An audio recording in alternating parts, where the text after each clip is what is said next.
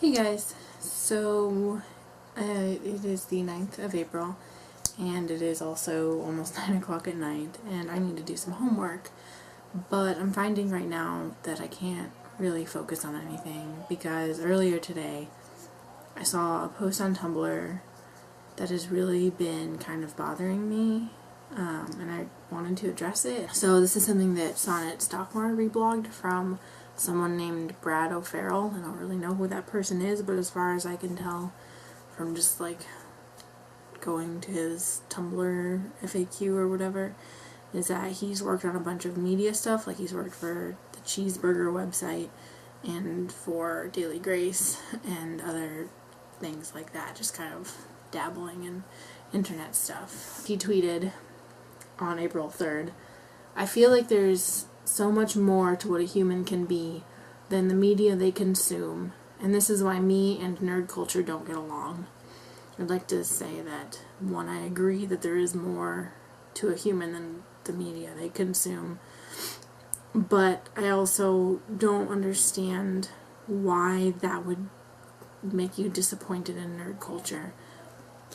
So then someone went to his Tumblr and asked him, "On the topic of your tweet that you just reblogged, do you think that the media one consumes reflects upon the kind of thinking that that person voluntarily does? And if so, doesn't that mean that the media they consume is worthwhile and a reflection of their personality or self?" Like, the media that someone consumes definitely is a part of who they are. Like, I love to consume things that are really fantasy oriented. I love Lord of the Rings, I love Harry Potter.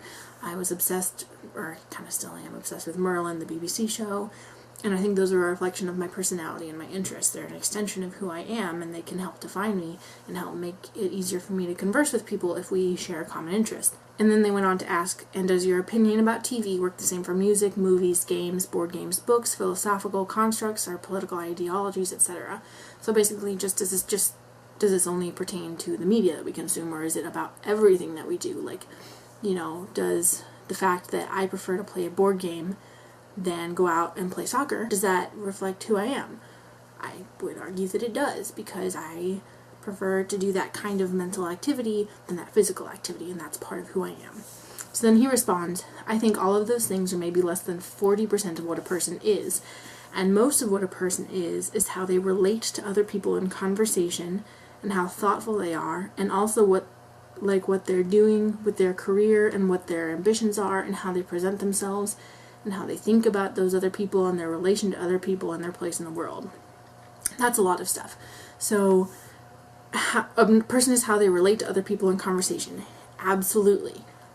I like Harry Potter a lot, especially when it was like kind of still in full swing. Like, the last Harry Potter book came out in 2007, like the year that I went from 8th grade into high school.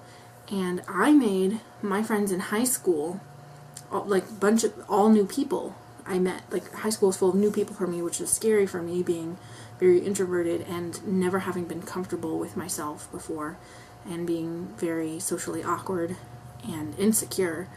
And because I liked Harry Potter, that was how I met my friends that I made, and the friends that I'm still friends with today. Yes, what a person is how they relate to people, but that's also based on what I consume.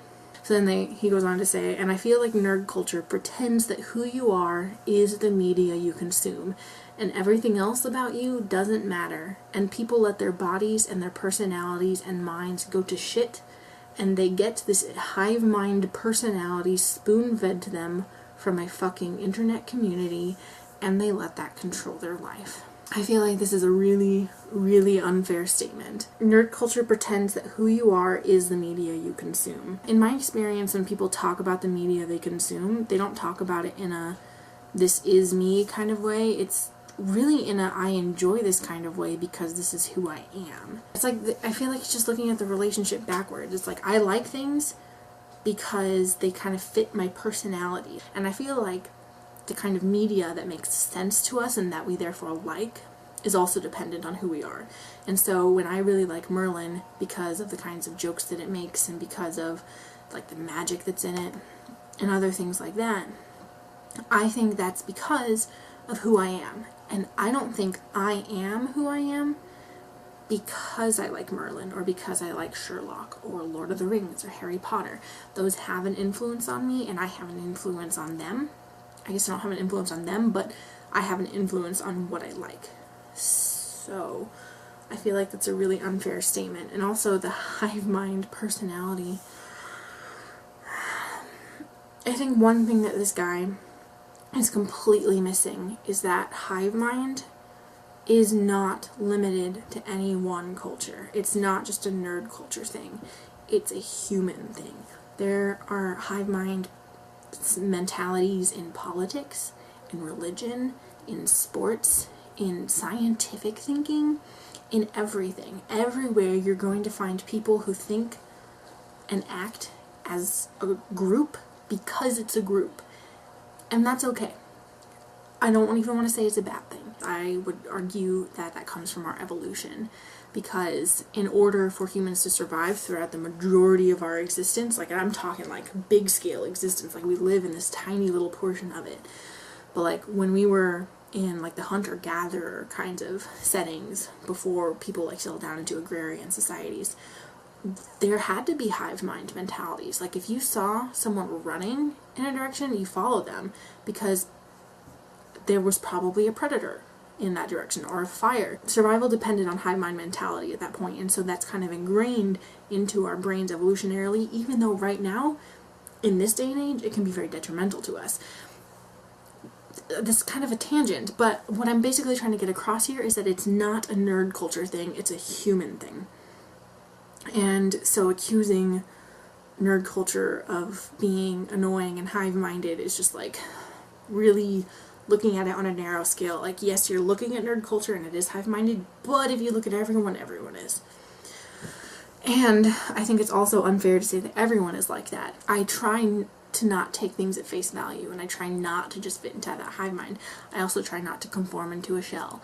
And that's I've taken a lot of, it's been a long journey getting to this point, and I'm still going, because there's definitely some kind of comfort in being in a group.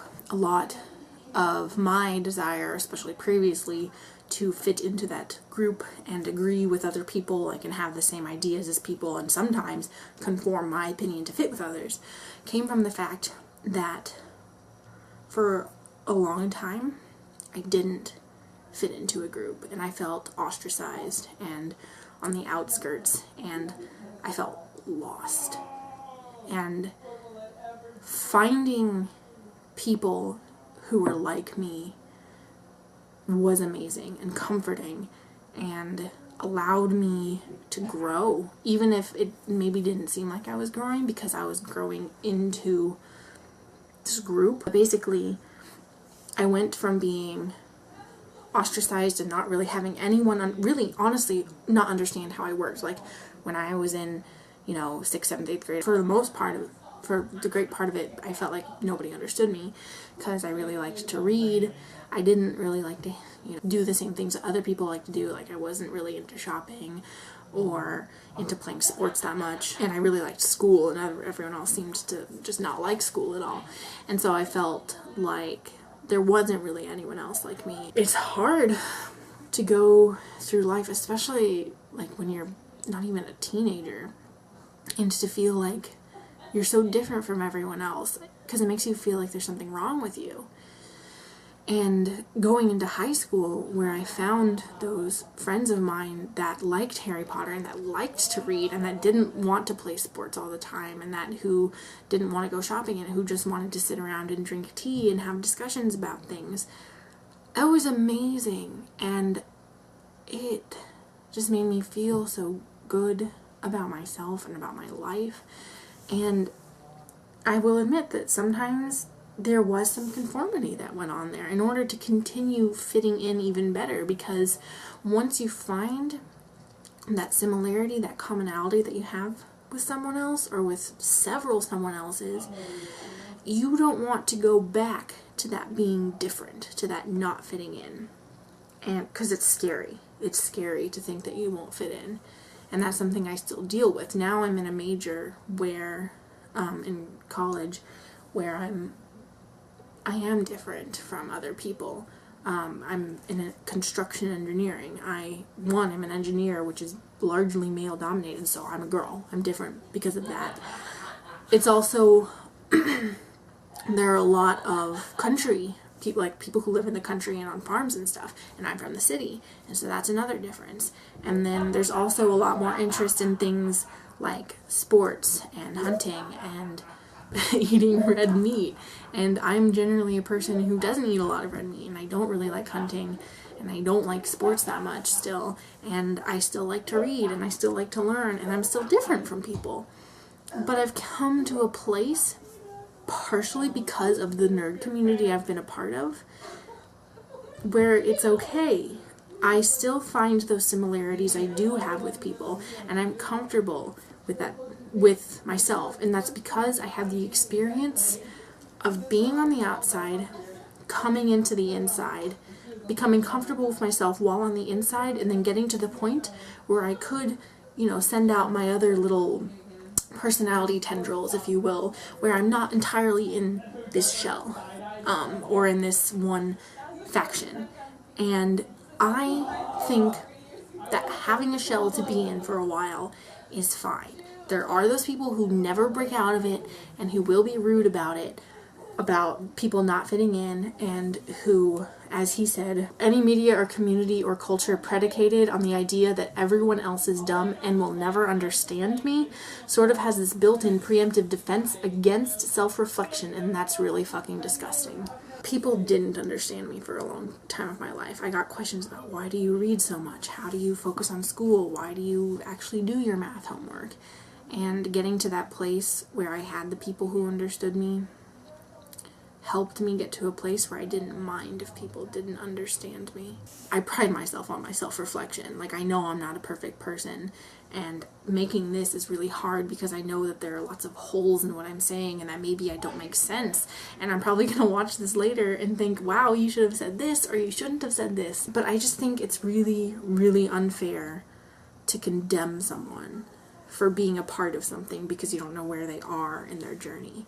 I needed to be in that place where maybe I wasn't as self-reflective, and I got to the point where I was comfortable with the people I was with who had this hive mentality, because I felt like I could finally travel with that hive. But I'm just glad that I had the experience of being in the hive, because now I feel like I can go out in public and wear a map of Middle Earth on my body, and there are people who won't get it, who will think, why is she wearing that? Or even, what is that?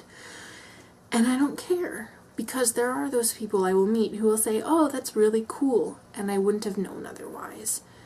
And basically, I don't want anyone to feel bad for being where they are, or for thinking certain things, or for appreciating the media that they consume. People are defined by the media they consume.